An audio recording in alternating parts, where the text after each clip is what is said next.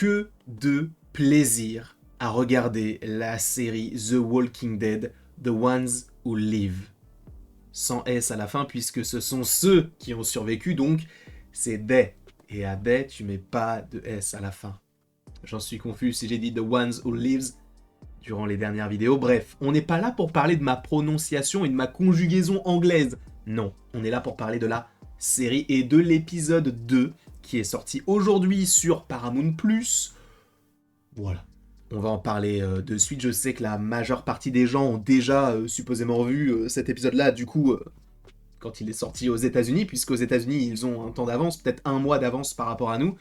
En tout cas, moi, j'en suis à l'épisode 2, et on va en parler maintenant. Sachez que, je le rappelle encore une fois, j'aime bien l'univers de The Walking Dead. En revanche, je ne suis pas, on va dire, un fan inconditionnel, dans le sens où je n'ai pas lu les comics, je ne me souviens pas de tout, sur tous les personnages, d'accord ? Je regarde ça de manière, voilà, de manière entre guillemets lambda. J'aime énormément la série, même si j'ai un petit peu... j'ai lâché prise, on va dire, jusqu'à la saison 10 que j'ai rattrapé, je suis à jour, hein, bien sûr, sauf dans la série Fear the Walking Dead, mais bref. Là, on est sur The Ones Who Live, et on est parti pour parler cette fois-ci du point de vue de Michonne. Michonne, il est vrai qu'on l'avait quitté depuis maintenant quelques saisons de The Walking Dead. Il est vrai que Danai Gurira, qui donc interprète le personnage, elle a joué dans d'autres projets.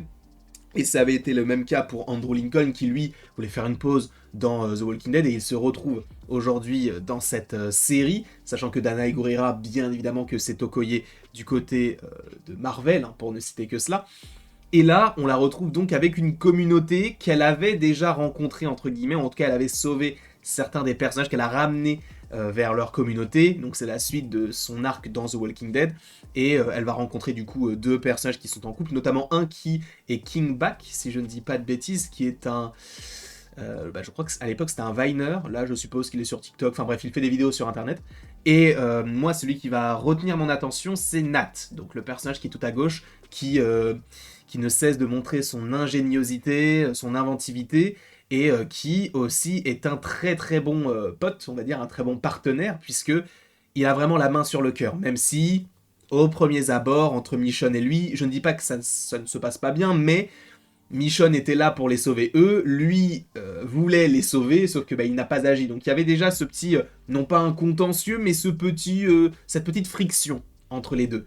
Et donc on va découvrir qu'il y a donc une nouvelle communauté qui est nomade, ils vivent dans leur voiture, dans des caravanes, ils essaient de se poser là où ils peuvent, et donc Michonne, elle n'a pas envie de rester avec eux, son but c'est de retrouver Rick, avec les différents indices qu'il lui a laissés, notamment l'endroit, le camp naval où elle doit aller, puisque c'est le dernier indice qu'elle a, les différents iPhones où donc Rick a dessiné des petites choses dessus, bref, on a donc... Comme le petit pousset avec les petits morceaux de pain, elle doit retrouver le chemin qui va la mener donc à Rick.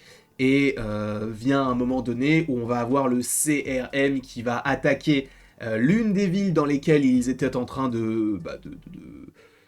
ils étaient en train de marcher, en gros, dans la ville. Ils étaient en train de se déplacer. Et donc, ils ont jeté du chlore qui a asphyxié du coup pas mal de cette communauté-là, à tel point que les deux seules personnes qui sont toujours en vie, eh bien c'était Michonne et Nat, donc les deux autres personnages qu'on avait suivis depuis le début de cet épisode-là, eh bien ont fini par succomber à cette intoxication. Et du coup, on va suivre ce personnage qui ne semble plus vraiment plein d'espoir, lui-même le dit, en vrai, si ça nous est arrivé à nous, Rick doit être mort. Et tu vois que en fait tout cet épisode s'articule autour d'un espoir, l'espoir de Michonne afin de retrouver Rick. Et ça pour le coup je trouve que encore une fois c'est vraiment bien mis en place. Là pour le coup on a un épisode qui est un petit peu différent de l'épisode précédent, là où évidemment on a le point de vue de Michonne par rapport à celui d'Eric, mais qui est beaucoup moins long parce que elle a supposément, et on le voit dans cet épisode-là, vécu moins de choses, ou en tout cas c'est montré de manière un petit peu plus rushée, on va dire. Parce que Rick, c'est vrai qu'on avait plus de questions autour de Rick plutôt qu'autour de Michonne, puisqu'on savait que Michonne était à la recherche de Rick, là où Rick, on ne savait pas vraiment où il était. Là, on le sait, donc le CRM, etc., il lui-même a monté en grade, et on comprend du coup ce qu'il s'est passé d'un point de vue extérieur lorsqu'il était dans l'hélicoptère, et donc que Okafor est décédé, on ne savait pas vraiment comment ni pourquoi, et bien on comprend que c'est donc le personnage de Nat qui avait pouvait créer des petites flèches explosives. Et ça aussi, c'était très cool de voir, tu vois, toute l'ingéniosité pardon, de son esprit. Même en vrai, moi j'ai trouvé ça très cool, le fait qu'on se serve du coup des rôdeurs. Dans le sens où on doit tirer une mini charrette, et sauf que des fois ils sont fatigués, donc ils ont pris un zombie qui eux les course, ou en tout cas marche derrière eux, et lui, c'est lui qui tire la charrette. Moi je trouve ça, en vrai, ça peut paraître bête, mais en vrai tu te dis bah oui, pourquoi, c'est vrai, ils ont eu raison de le faire. Et ça tu vois, ces petits trucs là, moi je trouve ça plutôt intéressant. Après bien sûr, on a les retrouvailles entre Michonne et Rick, ce qu'on attendait depuis maintenant des années, hein, puisque on n'a pas vu Rick, je crois. On avait vu à la fin de la saison 11, mais je crois qu'on l'a pas vu depuis la moitié de la saison 9, si je ne dis pas de bêtises. Et donc on se pose la question de était-il encore en vie, etc. Et finalement, à la fin de l'épisode, dans la saison 9, il s'avère que oui, qu'il est récupéré du coup par Anne, alias Jadis, qui contacte le CRM et qui, boum, récupère donc le personnage de Rick. On va voir si on l'évoque un petit peu plus tard. Donc il y a les retrouvailles entre les deux personnages, et c'est vrai que nous, vu qu'on voit cet épisode-là du point de vue de Michonne, on se dit mais Rick, attends, qu'est-ce que tu fais là? Rick, calme-toi frérot, parce qu'il lui dit non, il faut que tu fasses ci, il faut que tu fasses ça, il faut que tu fasses ci, il faut que tu fasses ça, mais en fait, en se remémorant ce qu'il s'est déroulé dans le premier épisode, on se dit oui, je comprends pourquoi Rick lui met des avertissements, parce que là, ils ne peuvent pas partir comme ça. Il va y avoir 3-4 hélicoptères qui vont arriver, et eux, face à des hélicoptères, ils ne peuvent strictement rien du tout. Donc, viens avec moi au CRM, et on trouvera un moyen de s'enfuir. Même si elle comprend que il a déjà tenté de s'échapper, notamment quand elle voit qu'il a perdu une main. Donc, il y a tout cet aspect-là qui est intéressant, notamment un dialogue où, moi, c'est vrai que j'avais omis ce détail-là, mais où on comprend que Michonne, en fait, a plein de choses à lui dire, et lui dit « je te le dirai quand on sera libre ». Donc le fait de lui dire tu sais, en fait c'est bien beau de te demander des nouvelles de Judith, mais tu as un autre enfant qui s'appelle RG, que tu n'as jamais connu puisque tu es mort, enfin en tout cas tu as disparu avant sa naissance, donc voilà, tu es papa d'un deuxième enfant, et enfin du coup d'un troisième, puisqu'à la base il y avait aussi le tout premier, comment il s'appelait déjà le fils de Rick, Carl, mon dieu, il s'appelait Carl, mais du coup, voilà, les retrouvailles très très sympathiques entre Rick et Michonne. Il y a un moment donné où j'ai fait oh, j'étais surpris, c'est du coup la mort de Nat. Alors, en général, le schéma de The Walking Dead, il est entre guillemets un peu simple sur certains aspects, dans le sens où quand tu as un personnage principal qui a une quête annexe et qui va rencontrer d'autres personnages, la plupart du temps, les autres personnages meurent autour de lui. Là, ça a été le cas. Je savais qu'il allait mourir, ce personnage-là, parce que c'est une série sur Rick et sur Michonne, donc on n'a pas nécessairement besoin d'avoir des personnages annexes autour de leur histoire à eux. Donc je m'attendais à ce qu'il meure. Mais là où ça m'a surpris, c'est que je ne m'attendais pas à le voir mourir maintenant. Parce que ça m'a surpris. On se dit, il n'y a rien autour. Et en fait, c'était un mec qui était allongé et qui était supposément mort, mais finalement, il était toujours en vie. Bref. Ça m'a choqué, sachant qu'en plus, Nat, c'était un très bon perso, mais dans son développement, tu sentais que de toute manière, il n'allait pas forcément durer très longtemps. Évidemment, après Michonne arrive au CRM et on lui pose des questions. Elle dit qu'elle s'appelle Dana. Ce qui est marrant, c'est que l'actrice s'appelle Danaï. Donc voilà, je sais pas s'ils ont choisi ce prénom-là par rapport à son prénom à elle, mais bref.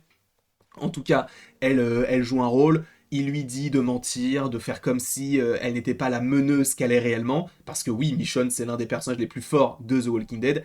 Et à la toute fin, on a le retour de Jadis, de Anne, celle qui était donc la chef des gens qui habitaient dans les poubelles, là, dans la saison 7, 8 et 9, je crois, de The Walking Dead, et qui était aussi de retour dans The World Beyond, qui elle aussi est en lien avec le CRM, et elle vient contacter Rick. Au début, en vrai, je vais pas vous mentir, au début, quand tu as... Parce que moi, j'ai une question.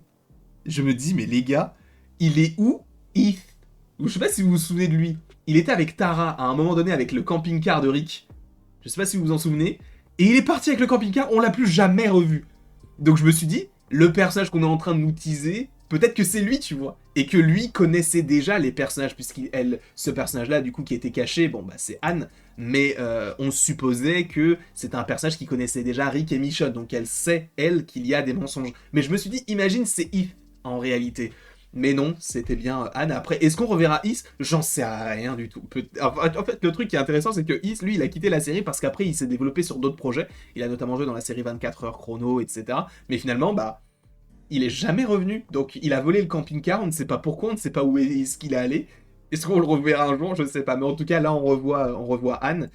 Donc ça a créé encore une fois une connexion entre les différentes séries. Je ne sais pas ce que vous en pensez. Moi, c'est un personnage qui me plaît pas trop. Je sais qu'il y en a qui l'aiment bien. Moi, je l'aime pas beaucoup parce que je l'ai jamais vraiment trouvée intéressante. Toujours à servir ses propres intérêts. Elle fait pas forcément trop avancer l'intrigue à mon sens. Donc voilà. Mais en tout cas, elle va, je pense, mettre des petits bâtons dans les roues à Rick et à Michonne puisque elle sait leur secret. Donc elle va forcément demander quelque chose en contrepartie, supposément, pour garder le secret, sachant qu'elle-même est mise à mal par rapport à tout ce qu'elle a fait par rapport à Rick. En tout cas, j'aime énormément cette série, beaucoup d'émotions, les musiques sont très bien choisies, le fait de les revoir ensemble, ça fait du bien. Ce sont, à mon sens, les deux meilleurs personnages de la série, évidemment, avec l'autre duo, du coup, Maggie et Daryl. Moi, ce sont des personnages que j'adore suivre et j'ai hâte d'être la semaine prochaine pour regarder l'épisode 3. En tout cas, je vous remercie beaucoup d'avoir été présent devant cette vidéo. N'hésitez surtout pas à l'aimer, à la partager, à la commenter et à vous abonner si ce n'est pas déjà le cas. Et après tout ceci, il ne me reste plus qu'à vous dire à la prochaine pour la prochaine. Et merci encore beaucoup à vous d'avoir été présent. Et voilà, bah c'est tout, la fin de la vidéo, c'est sympa quoi, c'est cool.